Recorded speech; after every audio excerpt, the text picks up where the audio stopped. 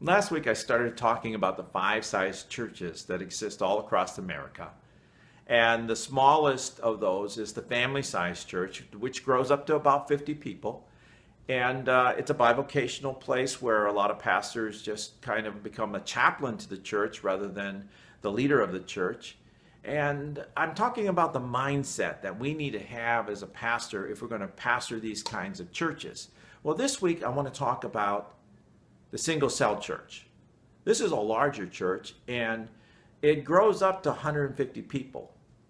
And it's important to think about this because almost 85% of all churches are 150 or less. And so this is the largest proportion of the churches that are out there. And probably if you're pastoring, you have pastored one if you're not pastoring one right now. I pastored one.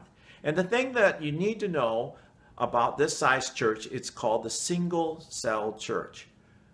By that I mean that the pastor is the focal point of the entire church. Everybody connects to the pastor, and the pastor is involved in everyone's life as the shepherd, as the counselor, as the preacher, as the teacher, as the person whom they turn to for friendship. And it's a very high touch shepherd kind of opportunity. A lot of pastors find fulfillment in being in these size churches. But if you say to yourself, I'm the pastor of that, but I believe that we have a greater opportunity. And I look out there and I see a lot of lost people. And yeah, we're winning some people to Christ and baptizing new people, but we don't seem to get any larger. We don't seem to have a greater footprint in our community. What do we need to do? Well, the thing is, it's what do you need to do? And here's why we call this the single cell church, because you are the connection point for the church. You have got to change your role. And you have to begin to think about passing off one of your key responsibilities at this point of your life. That key responsibility is being the shepherd. That you are the shepherd. You pray for everybody, as we've said. You visit everybody. And everybody connects to you. Well, you've got to begin to raise up and train other shepherds.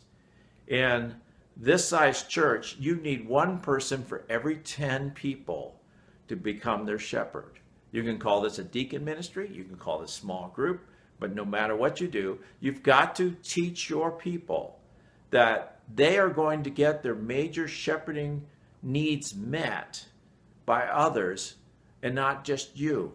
Because what you're doing is opening up the congregation to grow. That it's not just attached to you. Because you see, in reality, you have a bandwidth of how many people you can have a relationship with. And that bandwidth usually runs from 40 to 60 people. So once all those relationship slots are filled in your life, the church has grown as far as it's going to go. But when you begin to add shepherds and say, we've got 100 people, so we need 10 shepherds for the 100 we currently have, plus 5 more or 10 more so that we can add another 50 to 100 people.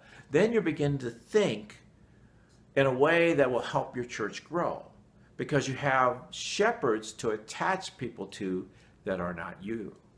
That's a very important way of thinking about growth, that you begin to pass off this shepherding, deacon, caring ministry to other people so that you're freed up to be the leader and to guide the church in the direction it should go.